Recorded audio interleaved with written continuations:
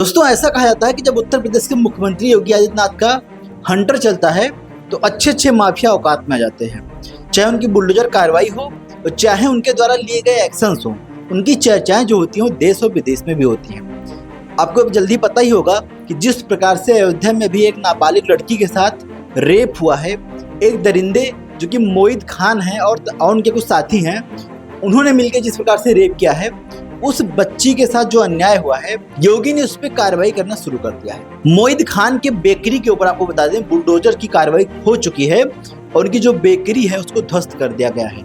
उसी के बाद से जिस प्रकार से विरोधी नेता जो कि छटपटा रहे थे और चिल्ला रहे थे, कुछ लोग ये बयान दे रहे थे कि योगी आदित्यनाथ गलत कार्रवाई कर रहे हैं, जो आरोपी जिनको बता रहे हैं वो उनको राजनीति के तहत फंसा रहे हैं। फिलहाल बयान तो अभी कुछ दिन पहले का था, 1-2 दिन पहले का था, लेकिन पहले आप उनका मौजूदा बयान सुनिए। अयोध्या का जो मामला है जी बहुत ही दर्दनाक है, शर्मनाक है और पीड़िता के साथ समाजवादी पार्टी पूरी तरह से खड़ा है। समाजवादी पार्टी की मांग है, अरे सुन लो भाई, अरे सुन लो, जो भी आरोपी है, जो भी कल्प्रिट है, उसके खिलाफ कानून में जितनी कड़ी से कड़ी सजा हो, कड़ी से कड़ी सजा हो, सजा दिलाई जाए और जो भी आरोपी हो यहाँ तक उसको फांसी दिलाई जाए। और हाँ, पार्टी बता रहे हाँ, सुनिए, पार्टी ने एक उच्च स्तरीय कमेटी का गठन कर लिया है और ये कहा गया है बहुत जल्दी से जल्दी बिना अनावश्यक विलंब के अपनी रिपोर्ट दे और रिपोर्ट के आधार पर कार्रवाई की जाएगी। उसमें देरी नहीं लगेगी, विलंब नहीं लगेगी, अनावश्यक विलंब नहीं है और दूध का दूध, दूध का पानी हो जाएगा।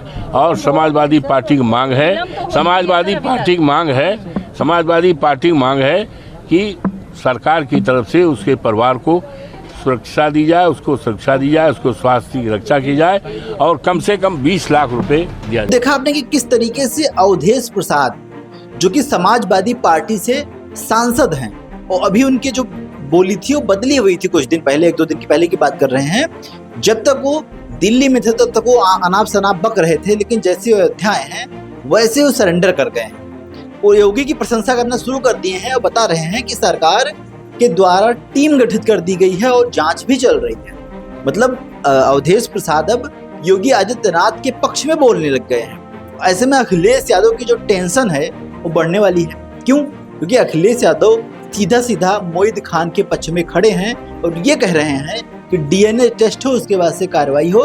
यानी अखिलेश यादव का साफ साफ कहना है कि मोहित खान आरोपी नहीं है, सरकार उनको फंसा रही है। भारतीय जनता पार्टी साजिश, चुनाव से पहले भारतीय जनता पार्टी षड्यंत्र करना चाहती है चुनाव से पहले, और उनका लक्ष्य पहले दिन से रहा है कि समाजवादियों को कैसे बदनाम किया जाए।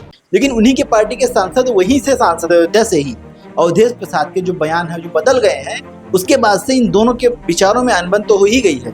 वहीं अवधेश प्रसाद अब योगी की भाषा बोलने लगे हैं, क्योंकि उत्तर प्रदेश में रहना है तो योगी के हिसाब किताब में चलना होगा और नियम कानून का पालन सभी को करना होगा। फिर चाहे अवधेश प्रसाद हो, चाहे बलात्कारी मोहित खान हो, चाहे जो भी हो, कोई अनाप शनाप नहीं बोल सकता है। क्यों? क्योंकि जो आरोपी है वो गलती किया है, उसको सजा मिलेगी और निश्चित ही मिलेगी। योगी का न्याय कहता है, योगी की व्यवस्थाएं कहती हैं।